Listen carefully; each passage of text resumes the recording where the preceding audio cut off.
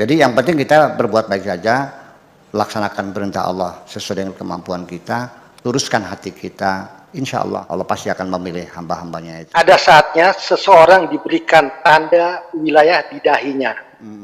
Di dahinya, kemudian diberikan rasa malu. Nah, pertanyaan saya nih, ya mudah-mudahan saya diberikan tanda itu, tanda wali di dahi saya.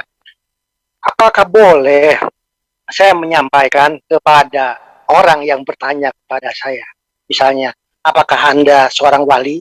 Nah, bagaimana sikap saya? Apakah saya boleh menjawabnya? Ya, saya seorang wali. Wali santri. wali murid atau wali lah gitu. Yeah. Karena ini ya masalahnya gitu, Buya. Jadi padahal bisa jadi ya bahwa ada hal yang kaitannya dengan secret dan top secret atau confidential. Ada hal-hal yang boleh disampaikan kepada halayak ramai dan ada juga yang tidak boleh disampaikan kepada setiap orang. Nah, untuk itu saya mohon penjelasan dari Buya, apa etikanya ataupun apa baiknya. Terima kasih. Baik, ya. Ya, jadi memang ada di dalam Al-Quran sendiri, pas adanya di tengah-tengah mushaf. Biasanya diblok dengan warna merah. Karena waktu itu Sayyidina Utsman sedang baca Quran, dibacok oleh Khawarij, darahnya memuncrat, akhirnya netes di Al-Quran sedang dibaca di depannya itu. Bunyinya adalah wal yatalataf wala yusyiranna bikum ahada. Wal yatalataf, simpanlah yang rapih, sembunyikan yang rapat. Wala yusyiranna bikum ahada, jangan sampai ada siapapun dapat merasakan asy'ur, bukan wala ya'lamanna, bukan wala yu'limunna, bukan jangan sampai tahu, merasa pun nggak boleh. Artinya dengan isyarat pun juga nggak boleh. Jangan sampai menimbulkan dugaan pun nggak boleh, harus rapat-rapat. Nah, itu sudah masuk top secret itu tuh. Jadi kalau ada orang mengaku saya ini waliullah, dapat dipastikan pasti dia bukan waliullah, pasti dia bohong. Karena tidak mungkin seorang waliullah malah, saya ini waliullah, ya enggak dong. Luka terang senyaho dengan Allah. Tapi yang jadi pertanyaan bagi saya, seorang waliullah sadar nggak bahwa dia waliullah? Bahwa orang itu sudah menjadi kekasih Allah. Yang bersangkutan, dia sadar nggak sebagai kasih Allah? Akan saya katakan, dia sadar. Dia sadar. Bukan sadar dia mencintai Allah, tapi juga dia sadar Allah mencintai dirinya. Apakah berupa fenomena-fenomena alam yang seringkali seperti dimanja Tuhan, ya kan, diberi sifat kasyaf, bisa melihat sesuatu yang tidak bisa dilihat oleh orang lain. Apakah dia mendapatkan kebahagiaan yang luar biasa yang tidak bisa dicapai oleh orang lain, dengan rasa damainya, dengan kelancaran rezekinya, dengan kesehatan fisiknya, dan sebagainya dan sebagainya. Dia sadar, tetapi tidak mungkin dia ceritakan kepada orang lain. Iya, jadi itu sangat terhubung sekali. Kenapa percintaan disembunyikan? Ya memang cinta itu, percintaan itu, kemesraan itu tidak akan ada artinya kalau di tempat terbuka. Kemesraan itu akan bernilai ketika kita hanya berdua dan tidak ada orang lain yang tahu. Masa orang pacaran di pasar banyak orang.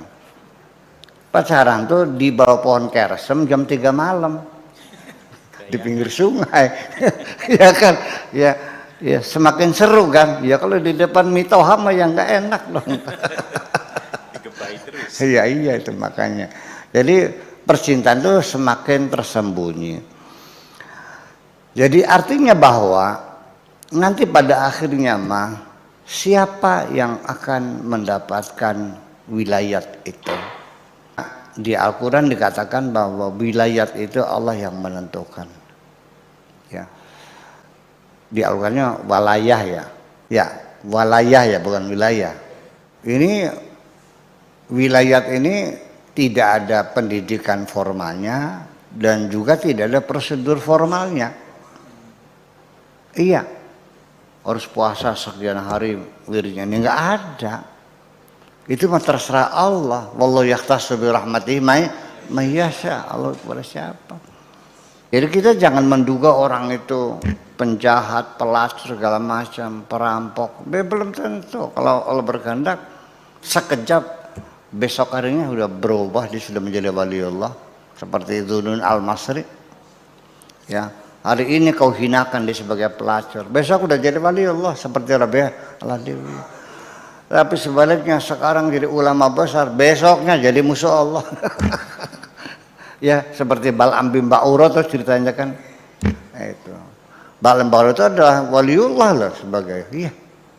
Termasuk waliullah juga, artinya ulama besar lah pada zamannya. Iya, hanya karena materi kan akhirnya dia berbalik menjadi musuh Allah, kan bisa terjadi. Kemudian ada lagi pertanyaannya. Mungkinkah seorang waliullah itu berzina?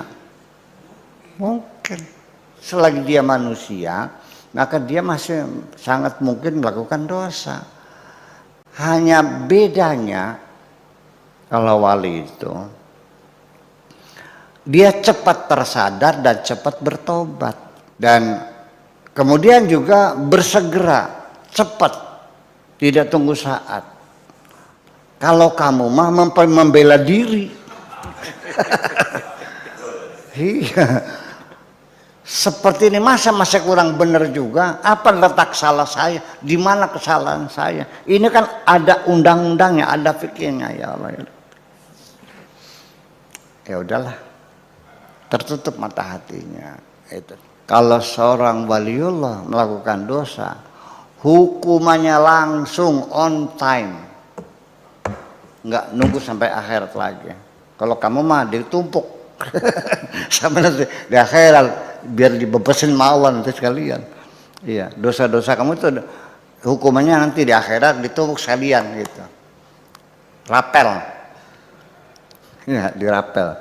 Kalau waliullah itu biasanya hukumannya langsung hari itu juga, on time.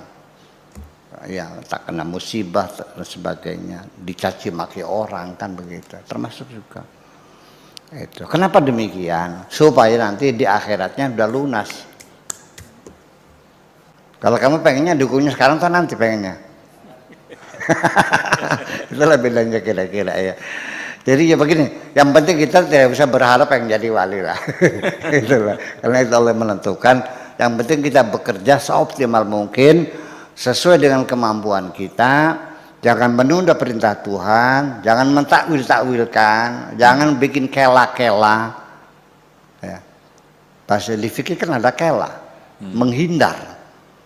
Jangan ngebohongi Tuhan lah. Jujur aja kalau bisa ya enggak, nggak usah dikela-kela. Kalau mau ya silakan, kalau enggak ya udah. Tanggung sendiri. Jadi yang penting kita berbuat baik saja, laksanakan perintah Allah sesuai dengan kemampuan kita, teruskan hati kita. Insya Allah, Allah juga tidak buta. Allah pasti akan memilih hamba-hambanya itu. Terima kasih, itu aja.